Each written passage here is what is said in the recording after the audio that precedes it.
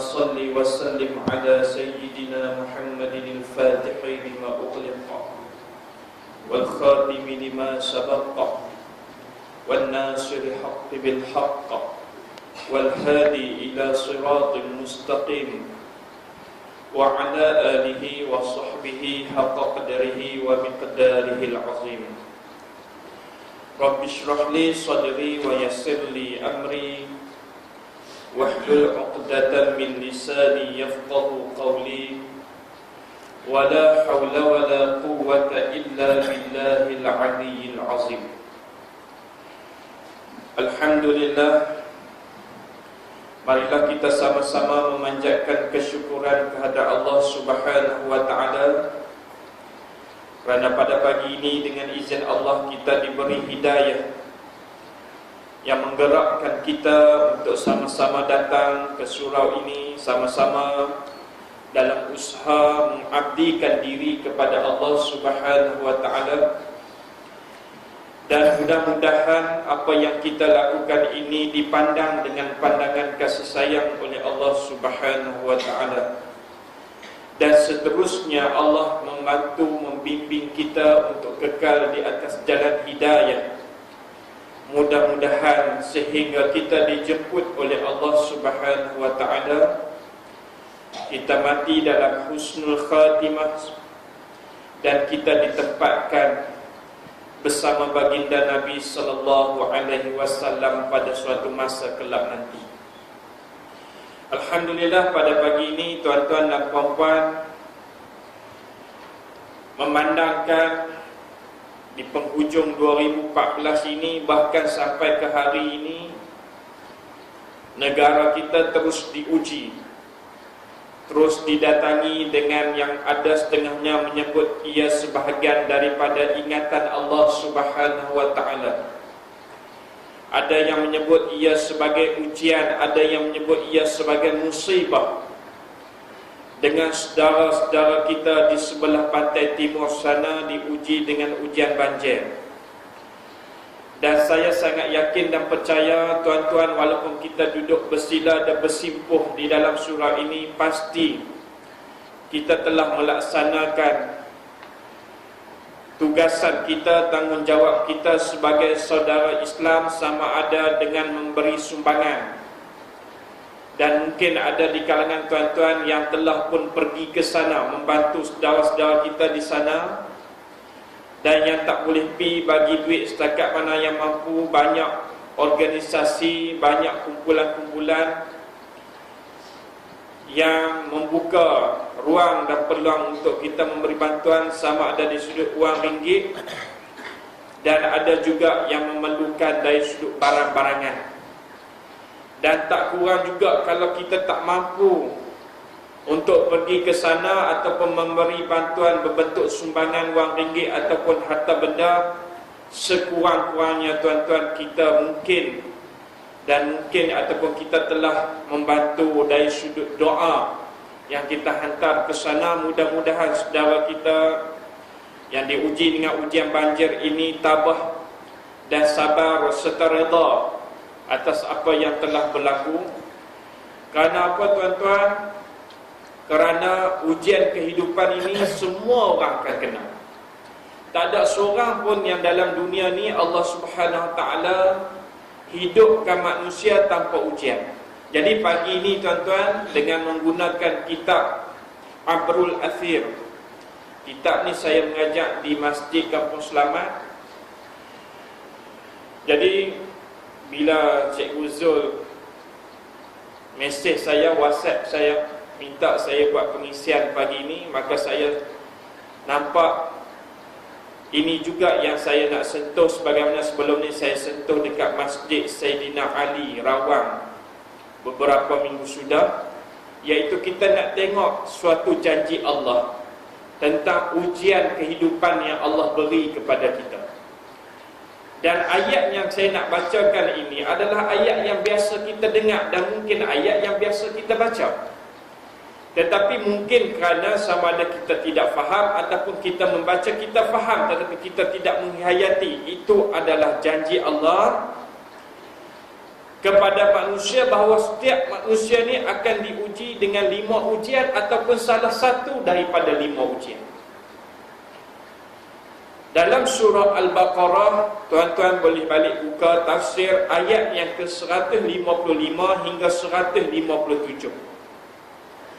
Bagaimana Allah Subhanahu wa taala menyatakan, a'udzu billahi minasyaitonir rajim, walanabluwannakum bisyai'in minal khawfi wal ju'i wa naqsin minal amwali wal anfusi wath thamarat wa basyiris sabirin alladhina idza asabathum musibah qalu inna lillahi wa inna ilaihi raji'un ulaika alaihim salawatum min rabbihim wa rahmah wa ulaika humul muhtadun. Shadaqallahul azim.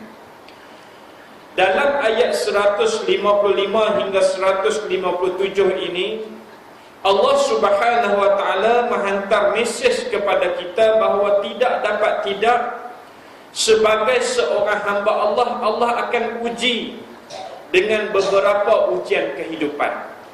Dan Allah bukan sahaja menyatakan ujian-ujian yang diberikan kepada manusia, tetapi Allah turut menyatakan bila kita diuji, apa yang kita kena buat. Ada kalau kita tengok, kadang-kadang kalau kita menghayati ayat-ayat Allah, setiap perkara yang Allah sebut di dalam Al-Quran, kalau berbentuk ujian ataupun berbentuk perkara-perkara yang Allah nak bagi kepada kita, di sana Allah sediakan sekali solusi ataupun apa yang perlu kita lakukan. Sebagai contoh, tuan-tuan macam saya selalu sebut, saya terlibat dalam program-program motivasi untuk anak-anak sampai kepada orang dewasa. Bila kami yang terlibat sebagai facilitator, memberi program-program, memberi motivasi ni, kita bukan setakat bagi semangat saja, tetapi kita mesti kena bagi solusi. Apa benda yang mereka kena buat?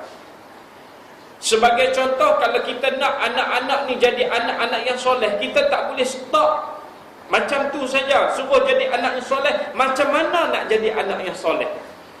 Allah dah ajar terlebih dahulu perkara ini di dalam Al-Quran. Allah sebut tentang ujian kehidupan yang manusia akan hadapi, dan dalam masa Allah sebut dan Allah nyatakan solusi ataupun perkara yang perlu kita lakukan. Apa yang Allah sebut di dalam ayat yang ke-155, walanabluwannakum bisyai'in minal khawfi wal ju'i wa naqsin minal amwali wal anfusi wath thamarat. Dan sesungguhnya kami cubai kamu, kami beri ujian, cubaan kepada kamu dengan beberapa perkara. Yang pertama minal khawf, yang pertama ketakutan. Maka di dalam kitab ini, apa yang kita maksud dengan ketakutan? Tuan-tuan, orang Melayu tak lepas dengan perkataan takut. Pasal apa kena belajar rajin-rajin, pesan ke anak takut gagal. Perkataan takut tu mesti ada. Tuan-tuan, pasal apa tak boleh main hujan, takut demam. Dia perkataan takut. Kita ni dia biasa dengan perkataan takut. Maksudnya kenapa kita sebut takut? Takut tu bukan sebab takut ada yang memberi makna kesan. Main hujan kesannya boleh demam. Yang tu yang kita nak sebut kadang. Tapi takut tu lekat kat mulut. Pasal apa tak boleh main pisau? Takut luka. Dia main perkataan takut tu. Jadi perkataan takut ni dah biasa dah dengan mulut itu. Tu sebab Allah SWT Muhammad, kita ni dia jadi serba tak berani. Kalau letak kita ni kadang-kadang suruh buat satu perkara macam, jadi tak berani. Pasal apa tak kerja? Pasal apa? Ataupun contoh duduk saja. Pasal apa tak pergi meniaga ke apa? Takut rugi. Dia jadi perkataan takut. Maka di dalam ini, Ustaz Ahmad Suan Haji yang terlibat, yang menyusun kitab ini, tafsir ini, dia menyebut 5 ujian ni. Yang pertama ketakutan, yakni perkara asasnya takut kepada musuh. Apa maksud takut kepada musuh? Iaitu kita takut musuh yang nama kata musuh ni bukan musuh di sudut peperangan saja, tetapi yang nama kata musuh ini adalah perkara yang kita tak suka, itu yang disebut musuh. Maksudnya apa? Tuan-tuan, kalau kita tak suka miskin, maka miskin itu musuh kepada kita. Ada orang takut miskin, ada orang takut tak ada duit, ada orang takut itu, ada orang takut ini, ada. Jadi benda-benda yang kita tak suka itu sebenarnya musuh kepada manusia. Ini yang dia sebut. Contoh, ada orang tak suka miskin. Sebab apa? Dia rasa periknya bila waktu kecil dulu dia miskin ni. Jadi dia takut, bila dia tak kerja, dia takut miskin. Ada yang tu tak apa lagi, ada yang tak mau sedekah sebab takut duit habis. Takut. Jadi benda-benda takut ni Allah akan uji dengan ketakutan-ketakutan. Ada orang bila anak tak berjaya dalam periksa, takut tak boleh nak pergi sambung belajar kat universiti. Dia main takut macam-macam. Benda pertama yang Allah sebut ini adalah ketakutan. Yang kedua, wal-ju', iaitu kelaparan, yakni kekurangan bahan-bahan makanan. Kita berlaku dah, kita yang ni kurang. Ujian kelaparan ni kita kurang. Ujian makanan banyak, yang tu kita. Tuan-tuan, tengok makan kita, ya Allah, subhanallah. Kalau pergi turun pasar malam tu, apa benda yang orang tak jual? Segala makanan ni daripada pelbagai negara lah ni dah ada dah kat Malaysia. Dulu sampai satu masa dia main makanan Thai dengan macam-macam tom yam lah, apa segala segi makanan Thailand tu ada dekat Malaysia. Orang berniaga bercambah. Padang Serai saja tuan-tuan tengok kedai tom yam berlapak. Cuma sedap tak sedap. Mai pula makanan barat, western food. Mula nak try. Tu saya baca baru ni dia buat lawak lah. Macam mana dua orang sahabat, yang seorang ni tak pernah makan, tak pernah makan chicken chop. Orang jamu chicken chop, jamu-jamu chicken chop. Dia ni punya excited nak cerita kat kawan dia, dia orang jamu chicken chop, pergi cerita kata aku hari ni boleh makan western food, makanan barat. Apa dia? Iaitu chopstick. Tu dia habis sebut chopstick tu. Chopstick ni orang bang Cina duk guna makan tau. Dia punya kawan dia kata chopstick. Aku tak pernah dengar western food nama chopstick. Dia kata sedap dia kata. Last kali nak chicken chop. Baik, kita ni dari sudut makanan berlambak. Macam berlaku tuan-tuan, saya sempat tadi tuan-tuan bangun, kawan hantar mesej. Saya terlibat dalam grup asatidah. Mereka cerita bila berlaku banjir ni, dia bukan setakat ujian banjir tu, dia ujian kepada orang yang terima banjir tu, nak tengok sama ada beriman ataupun tidak.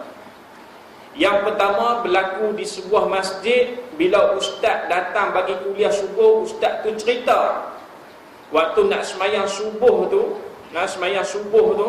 bukan semayang subuh, semayang isyak maghrib, kuliah maghrib. Waktu semayang maghrib ni berlambak orang tak semayang maghrib, masa-masa banjir. Saya kata tak apa tu, bila tengok tu, saya kata kita pegang, kita faham, kita terima berita tu. Kadang-kadang sama ada berita tu orang viral kan, kita tak tahu. Tapi cerita dia 2010 depan mata saya sendiri. Waktu Al-Ustaz banjir.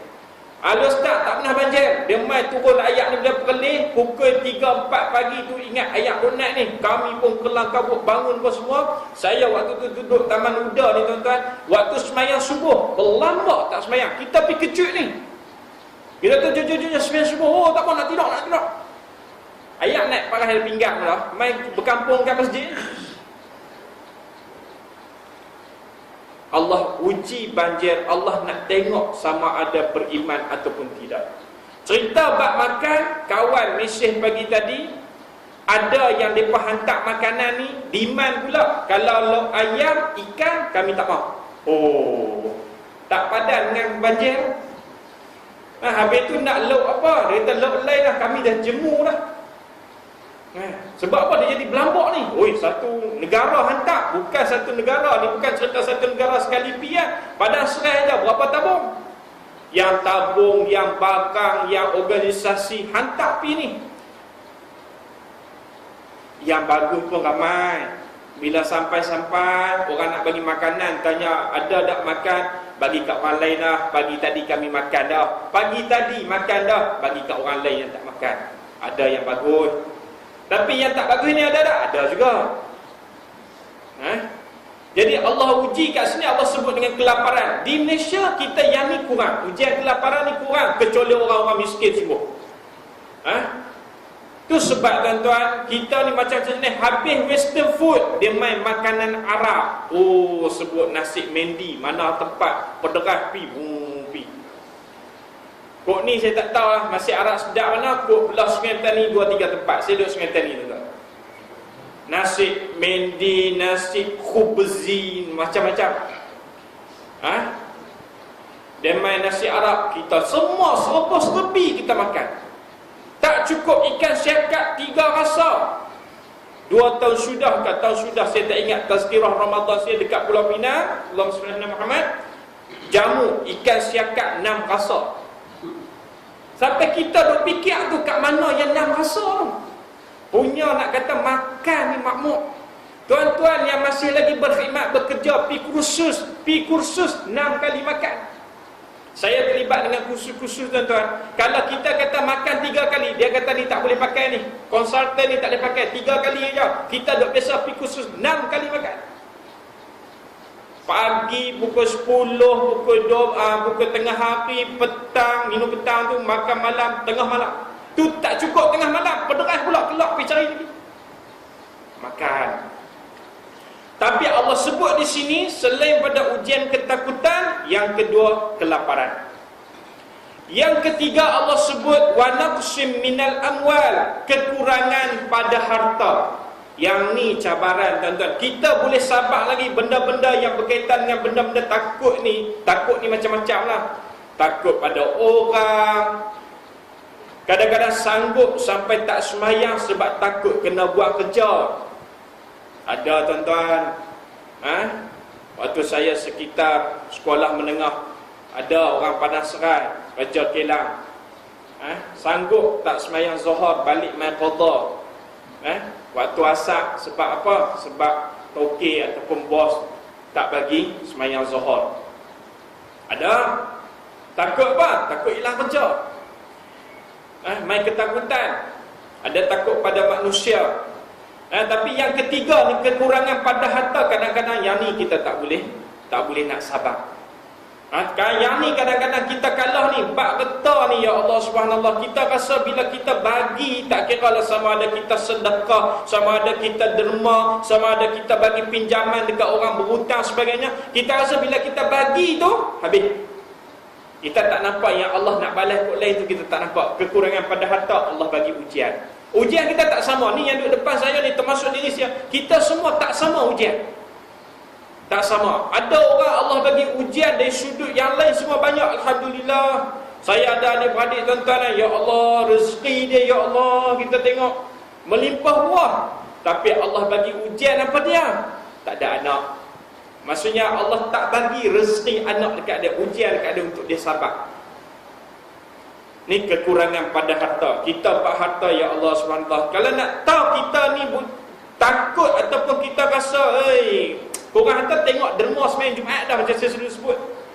Kalau kita ikut masa kerja ni, kalau kita gaji 2,000 ke 3,000, tu kalau kata dalam 1,500, kalau kita boleh bagi antara RM5 ke RM10, sebulan baru RM40, banding Allah bagi kita banyak tu kira okey dah. Tapi kalau daripada dulu gaji kita 700 sampai hari ni gaji kita 2,000, duk RM1 tu je kat tabung Jumaat, kacau. Kita jadi rasa takut. Tu jadi satu kisah macam mana tuan-tuan, seorang pemuda ni seluk-seluk main tabung Jumaat depan, seluk-seluk duk cari belek-belek, tarik-tarik, lega, tak ada RM1, bubuh. Gaya dia nak tolak, ada pakcik sentuh belakang dia, bagi duit 50. Dia kata dekat pakcik tu, banyak pakcik bagi kat tabung masjid. Kita bagi sedekah kat tempat lain boleh ni, banyak ni 50. Pakcik tu bagi, dia tak cakap banyak, tunjuk kat dia, bagi. Dia pun ambil 50, boh. Elok habis semua, lepas main Jumaat, pakcik tu kata, bagus nak. Pasal apa? Jarang nak jumpa orang muda bagi sedekah banyak. Pasal apa pula pakcik? Saya bagi RM1 dah. Dah. Anak bagi RM51. 50 tu duit anak, bukan duit pakcik. Dia seluk-seluk tarik RM1, tak pasal 50 keluar. Pakcik di belakang ni ambil bagi, bukan suruh sedekah. Nak bagi kat dia, dia kan kat pakcik tu, dia pun ambil boh. Dan kadang-kadang macam tu je. Kita macam orang nak seluk duit bagi RM5 dengan kadang-kadang tak pasal tu. Dah set dah nak pergi semain Jumaat tu, RM1 belah kanan. Abang nak beli apa-apa sekali belah kiri. Dia pipi ni dia seluk-seluk. Kadang-kadang kita dah set dah poket pada partition dia, yang mana nak sedekah, yang mana sekali nak beli ayak lepas bayar. Jadi kita macam orang pergi kuliah ke pergi ceramah, dah bahagian mana ni nak lagi nak beli apa-apa belah kiri. Tapi main Allah kadang-kadang tu nak bagi pahala kat kita tu, seluk yang banyak tu. Seluk yang banyak, kekurangan pada harta. Yang keempat tuan-tuan, Allahumma salli ala Muhammad, kekurangan diri manusia Allah bagi iaitu wal anfus, iaitu wa naqsim minal anfus. Allah bagi kekurangan pada diri manusia, iaitu berlaku banyak kematian. Siapa yang mati? Orang yang kita sayang. Bila masa tiba-tiba boleh mati. Baru ni peserta khusus saya tuan-tuan duk melawak, bukan melawak macam mana, laki dia dalam seminggu dua sebelum meninggal dunia ni suka duk melawak kasar, macam buat bagi isteri ni merajuk. Ada je benda tak kena. Dia kata sebelum tu laki dia okey je. Ni duk tak duk serba yang ni tak kena, yang ni tak kena, yang ni tak kena. Yang si laki tu mungkinlah arwah ni mungkin dia rasa macam nak melawak. Duk tak duk lagi tegak yang tu tak kena. Yang isteri ni duk kongsi ni dengan kawan-kawan ni, kata laki aku ni pasal apa, yang ni. Sampai isteri ni pun sampai kata, aku tak mau balik rumah, nak tumpang tidur rumah. Duk tak duk tuan-tuan, balik kerja, arwah shift malam, naik ke atas jambatan Pulau Pinang, van berhenti tepi. Mungkin dia pun campur dengan mengantuk, naik motor, bagi van. Motor laju tuan-tuan.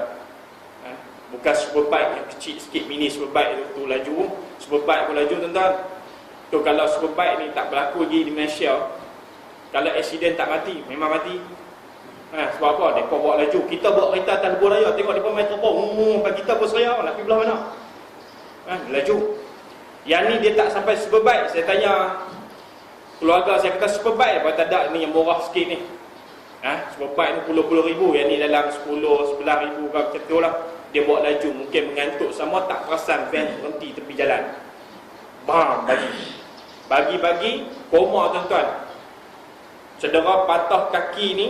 Kemudian bila doktor cek, doktor tak perasan awal tu, ni tulang rusuk, pi cucuk jantung ke macam mana. 2 minggu koma, meninggal dunia. Isteri sampai lah duk teriak tak habis. Benda nak berlaku tiba-tiba, kita tak tahu. Ya Allah sebut ni ujian apa? Kekurangan diri manusia, iaitu berlaku banyak kematian. Siapa dia kematian tu? Orang yang kita sayang, orang yang kita tak sangka-sangka.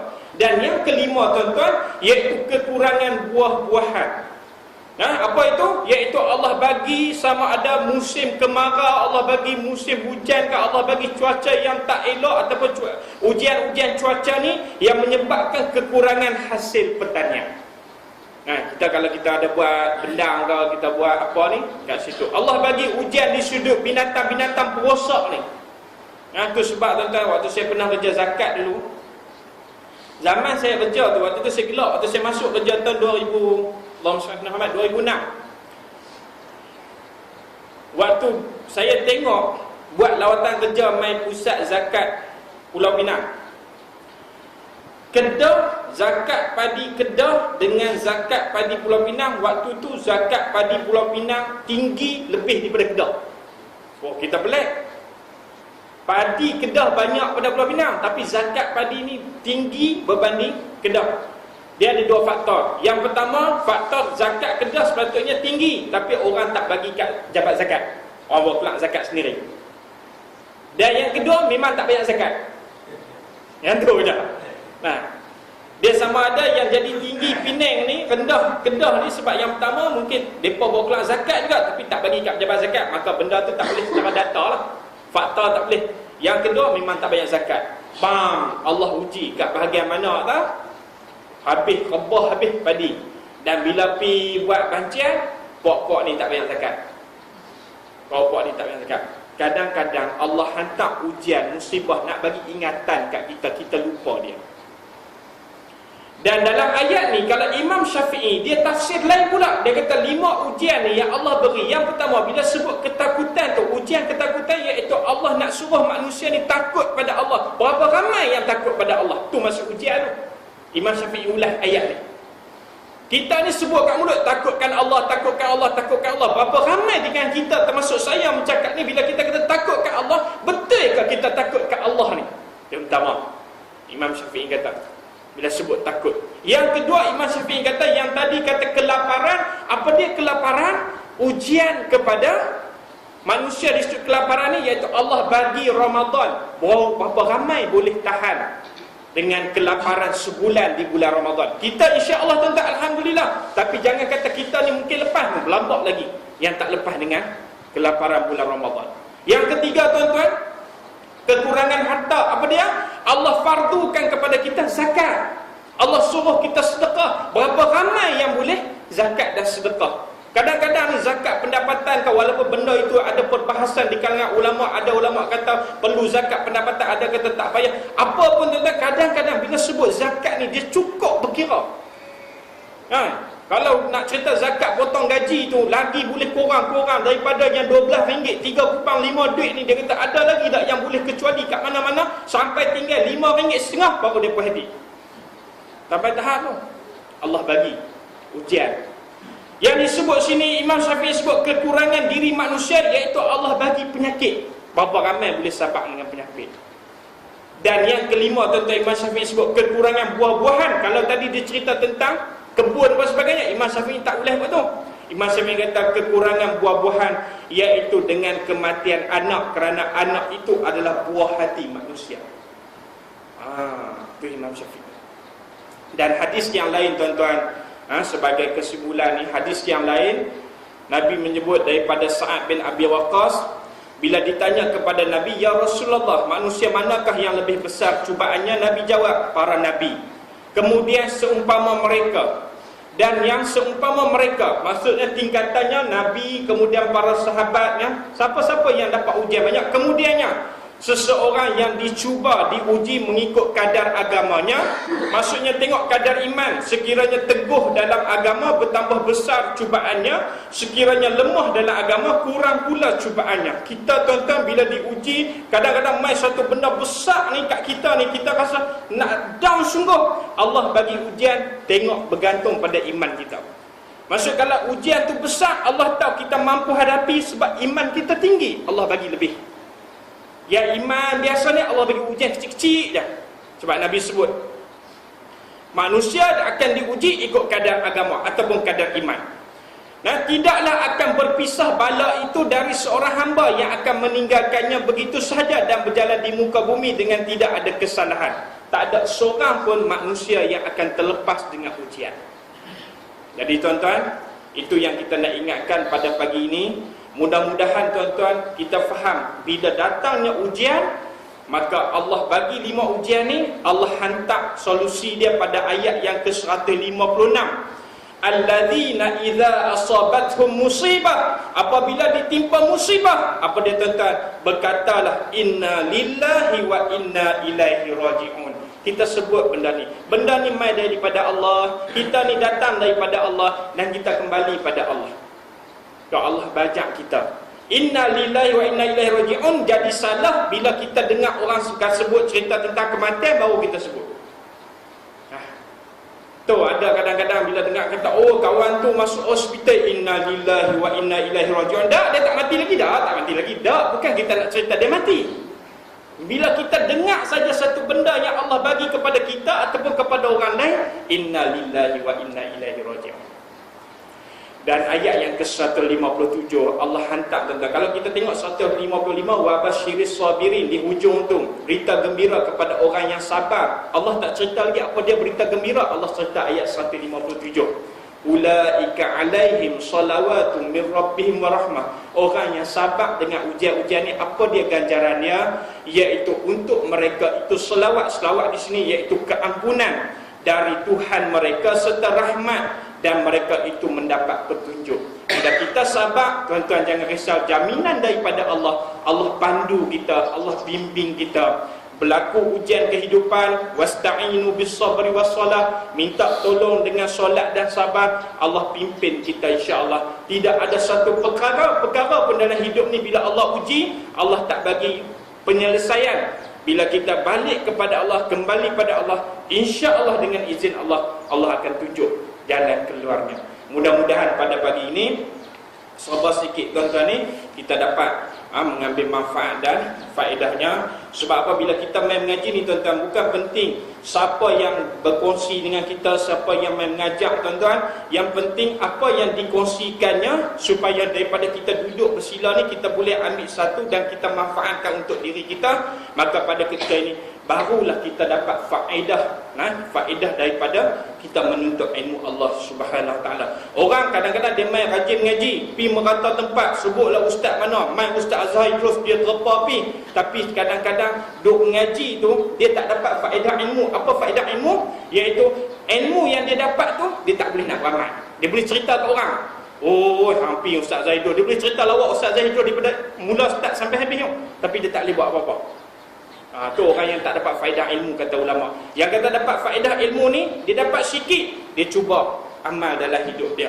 Dia dapat banyak pun, dia ambil yang mana dia boleh amal dalam hidup dia. Tak banyak, sikit. Sekurang-kurangnya ada manfaat yang dia boleh dapat. Dia bukan terkenal sebagai orang yang rajin mengaji saja, tapi dia juga terkenal di sisi Allah sebagai orang yang sentiasa nak baiki diri menggunakan ilmu-ilmu yang dia dapat. Mudah-mudahan ada manfaatnya bersama, insya-Allah. Jadi tuan-tuan, cukup sekadar itu. Yang baik semua datang daripada Allah. Salah silap saya mohon keampunan Allah, mohon maafan daripada tuan-tuan dan puan-puan. Aqulu qauli hadza wa astaghfirullahal azim li wa lakum. Wassalamualaikum warahmatullahi wabarakatuh.